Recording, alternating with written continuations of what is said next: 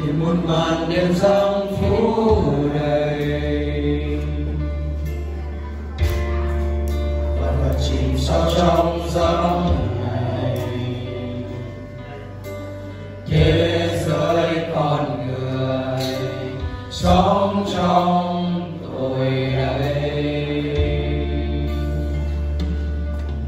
Từ lời truyền của Đức Chúa Trời, có sao mai phương đông sáng ngời, tỏa sáng khắp nơi, dẫn lối cho ai tìm về với Chúa. Bồng chúng có muôn vàn thiên thần hợp xướng tôn vinh ngợi ca,